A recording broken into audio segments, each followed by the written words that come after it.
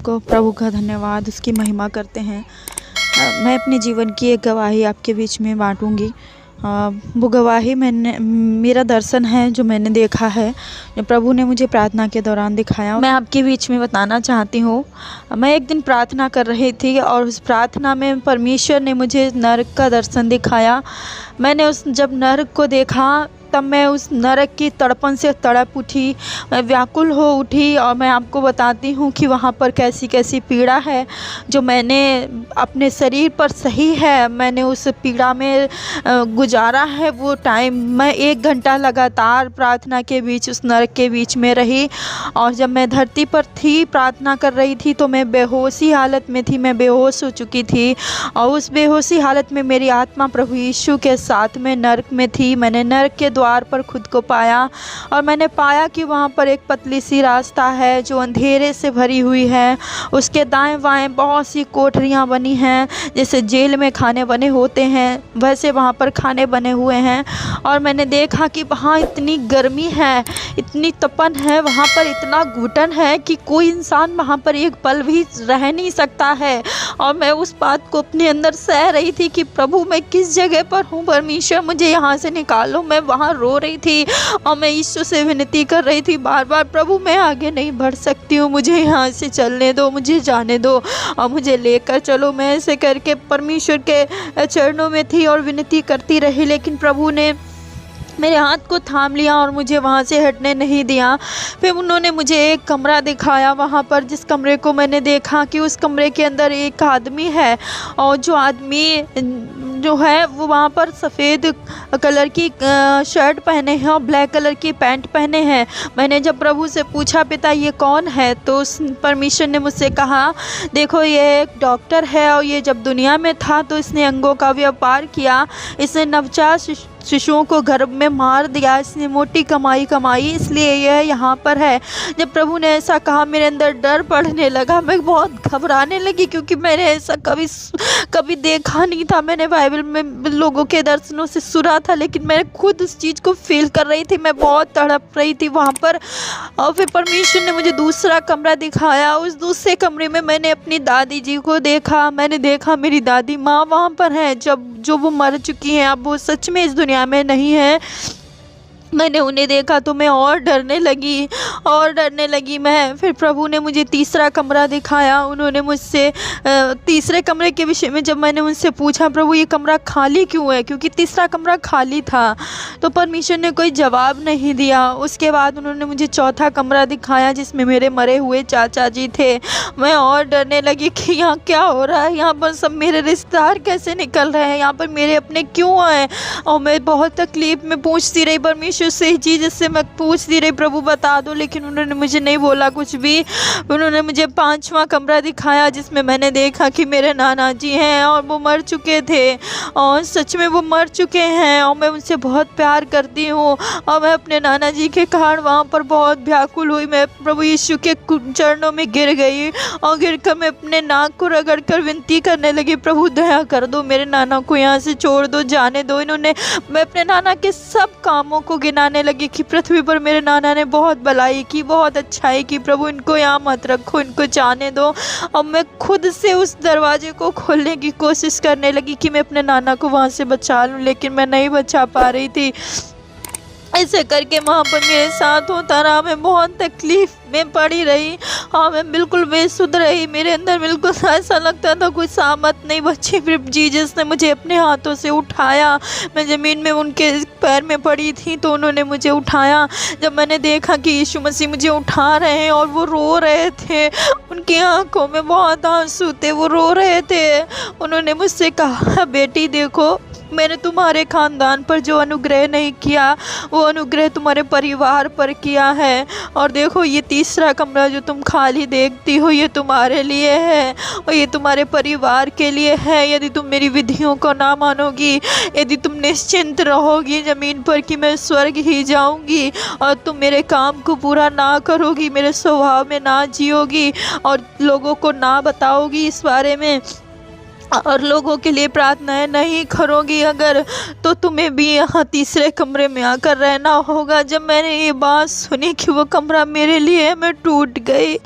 मैं पूरी तरह से टूट गई और मेरे पैर से लगता था ज़मीन निकल गई, कुछ बचा ही नहीं मेरी लाइफ में। जिस स्वर्ग को जाने के लिए मैं मेहनत कर रही हूँ, जिस स्वर्ग को जाने के लिए मैं फास्टिंग प्रेयर सब कुछ करती हूँ, लेकिन परमेश्वर ने कह दिया वहाँ नहीं बल्कि नरक में तुम्हारे लिए कमरा है। मैं बहुत उदास हो गई और रोने लगी। वहाँ पर बहुत पश्चाताप मैंने किया।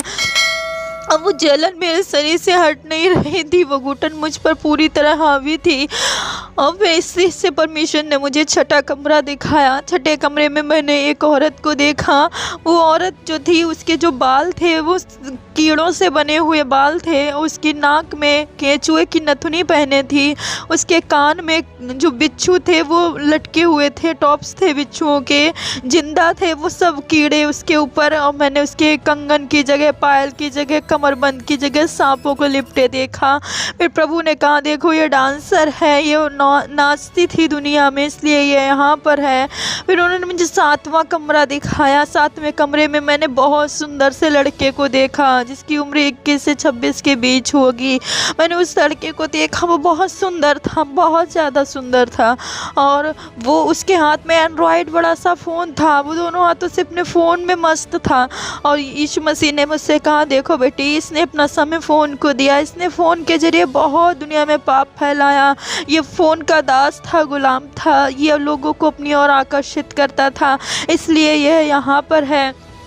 फिर प्रभु ने मुझे एक 8वां कमरा दिखाया। उस 8वें कमरे में मैंने देखा एक नेता बंद है। फिर प्रभु से पूछा ये कौन है, तो प्रभु ने कहा यह एक नेता है जो उद्योग मंत्री था, जो रेल मंत्री था। ये दोनों पद पर था, लेकिन इसने कालाबाजारी की, इसने जनता से धोखाधड़ी की, इसलिए यह यहाँ पर है। फिर जीसस ने मुझे 9वां कमरा दिखाया। 9वें कमरे में मैंने देखा कि वहाँ पर 14 साल, 15 साल, 16 साल के बच्चे हैं। प्रभु से पूछा प्रभु आपने कहा बच्चों को मेरे पास आने दो, फिर बच्चे यहाँ पर क्यों है पिता? आप ये सब क्यों है? मेरे समझ नहीं आ रहा था मेरे साथ क्यों हो रहा है ये सब, मैं क्यों देख रही हूँ? मैं नहीं देखना चाहती थी वो तकलीफ़ को, लेकिन प्रभु ने कहा कि देखो इन्होंने मेरी आज्ञा नहीं मानी, इन्होंने व्यर्थ अपना समय व्यर्थ चीज़ों में गंवाया, इन्होंने माता पिता को तुच्छ जाना, इस कारण ये यहाँ पर हैं। इस तरीके से प्रभु ने मुझे वहाँ पर 9 कमरे दिखाए और मैं उस 9 कमरों को देखते हुए तड़प रही थी। मेरे दिमाग से वो तीसरा कमरा नहीं निकल पा रहा था कि वो मेरे लिए रखा गया। और फिर परमेश्वर मुझे नरक के एक दूसरे भाग में ले गए। वो मैंने भाग देखा। उस भाग में मैंने देखा एक बड़ा सा पत्थर है, जिस पत्थर के चारों ओर दूत हैं और दूतों के हाथ में तलवारें हैं, जंजीरें हैं, चाबुकें हैं बहुत बड़ी बड़ी, और वो उस पत्थर पर घिस घिस के तेज बना रहे हैं। वहाँ मैंने देखा पीले कलर का चार्ट पेपर बैनर के जैसे लगा है, उस पे लाइनिंग से कुछ लिखा हुआ था। फिर मैंने प्रभु से पूछा प्रभु ये क्या हो रहा है सब? तो प्रभु ने कहा देखो ये दूत हैं और ये दूत इन मनुष्यों पर जाते हैं, मनुष्यों के पास, और इन्हें 4-4 घंटे के लिए एक एक पीड़ा देते हैं। इस पेपर पर टाइम टेबल बना हुआ है, इस पर हर दूत लिखा है, हर दूत का नाम लिखा है और पीड़ा लिखी है कि कौन सा दूत जाएगा और 4 घंटे कौन सी पीड़ा देगा। जब एक पीड़ा 4 घंटे तक बीत चुकी होती है तब दूसरा दूत जाकर उन्हें पीड़ा देता है।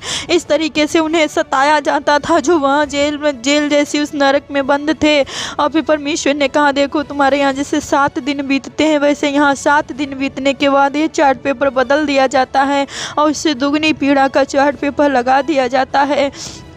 ऐसे करके मैंने उस दर्शन को वहाँ पर देखा। मेरे अंदर इतना खौफ, इतना डर था, मैं पूरी रीत से बेसुध थी और बेहोश हो चुकी थी। काफ़ी टाइम के बाद मुझे प्रार्थना में से होश आया तो मेरी फैमिली ने मुझे उठाया। मैं बेहोशी हालत में थी और मुझे सदमा सा लग चुका था। मैं ना कुछ बोल पा रही थी, किसी से सब पूछ रहे थे क्या हुआ, लेकिन मैं किसी से कुछ बोल नहीं पा रही थी। मुझे बिल्कुल मैं शॉक थी, मेरे साथ क्या हो गया ये। मेरे अंदर से मेरे रिश्तेदार वहाँ से आंखों से मेरे निकल नहीं पा रहे थे। वो तीसरा कमरा जो प्रभु ने कहा तुम्हारे लिए वो मैं भूल नहीं पाई। और मैं 2 दिन ऐसे ही सदमे में रही। मुझे ना कुछ खाना अच्छा लगा, ना ही मुझे नींद आई। 2 दिन मैं व्याकुलताओं से भरी रही। मैं लगातार प्रार्थना में रही। 2 दिन के बाद प्रभु ने शाम को मेरे ऊपर एक फिर से दर्शन दिया प्रभु ने मुझसे कहा, बेटी तू व्याकुल क्यों होती है, तुझे शांति मिले। देख आज लोग निश्चिंत हो चुके हैं और मैंने ये दर्शन तुझे इसलिए दिखाया ताकि तू लोगों में गवाही दे कि नरक में कितनी पीड़ा है, वहाँ कोई ना आए, वो उनके लिए नहीं है, मैंने उनके लिए नरक नहीं तैयार किया है।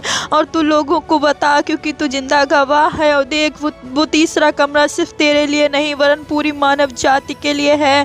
जो मानव जाति आज निश्चिंत होकर बैठी है कि वो प्रार्थनाओं में है, वो उपवास में है और वो दर्शनों से भरे हैं, वो वरदानों से भरे हैं। कलीसियाएं आज निश्चिंत हैं। अगर वो ऐसे ही निश्चिंत बैठी रही तो वो उस तीसरे कमरे में पहुंच जाएंगी, क्योंकि वो मेरे स्वभाव में नहीं जी रही हैं। उनसे बताओ कि वो मेरे व्यवहार में जिए, लोग मसीह के स्वभाव में जीने लगे। प्रभु ने ऐसे मुझसे कहा तो मुझे तसल्ली और शांति मिली। मेरा आप सबसे बस इतना ही निवेदन है, मुझे प्रभु ने इतना ही प्रकट किया है। मैं आपसे हाथ जोड़कर निवेदन करती हूँ, मैं उस पीड़ा को सह चुकी हूँ 1 घंटे और मैं उस डर में 2-3 दिन जी हूँ। वहाँ बहुत तकलीफ़ है। अपने अपने परिवारों के लिए ज़रूर से प्रार्थना करें, अपने जीवन को अच्छा बना लें। कभी वहाँ जाने की कोई भी कोशिश ना करें, गलती से भी वहाँ मत कोई भी अपने कदम को बढ़ाए। जो इस ऑडियो को सुने आगे ऑडियो को पहुंचाए ताकि लोगों तक ये वचन जाए। वहाँ की पीड़ा असहनीय है, वो मैं अभी तक अपने ऊपर सह रही हूँ, मैं निकल नहीं पा रही हूँ उससे। वो गर्मी उस दुनिया की गर्मी से बहुत अलग है, वो बहुत अलग गर्मी है, वहाँ पर बहुत अलग घुटन है। वो अजीब सी घुटन है, वो मार देने वाली घुटन है, लेकिन मौत नहीं है वहाँ पर मौत नहीं है। प्रभु ने ऐसे करके मुझसे बात की, मुझे दिखाया। उसके बाद परमेश्वर में आपसे यही कहना चाहती हूँ कि प्रभु का आगमन बहुत निकट है। यीशु मसीह बहुत जल्दी ही आने वाले हैं और वो हमें लेकर जाएंगे, लेकिन हमें चुनना है कि हमें नरक में जाना है या स्वर्ग में जाना है। मेरा सबसे निवेदन है आप लोग अपने जीवन को अच्छे से तैयार करें ताकि प्रभु में हम सब स्वर्ग में मिलने पाए। नरक हमारे लिए नहीं बनाया गया, वो पीड़ा अपने बेटों को, बच्चों को, बेटियों को कभी नहीं देना चाहता है। मेरा आपसे विनती है, निवेदन है, इस ऑडियो को लोगों को बताएं, अपने अपने मसीही परिवारों में बांटें, हर एक जन तक इस बात को पहुंचाएं। प्रभु इस आवाज़ के द्वारा, इस गवाही के द्वारा, इस दर्शन के द्वारा आप सबको बहुत आशीषित करे। मेरी परमेश्वर से प्रार्थना है कि हम सब अपने अच्छे जीवन को बना लेने पाएँ, क्योंकि प्रभु का दिन निकट आ चुका है और परमेश्वर किसी भी घड़ी प्रभु यीशु हमारे लिए आने वाला है। यीशु आने वाला है, अब हमें जागना है। यीशु आ रहा है। प्रभु का धन्यवाद करते हैं। आप सबको प्रभु बहुत आशीष दे। सबको प्रभु यीशु के नाम में जय मसीह।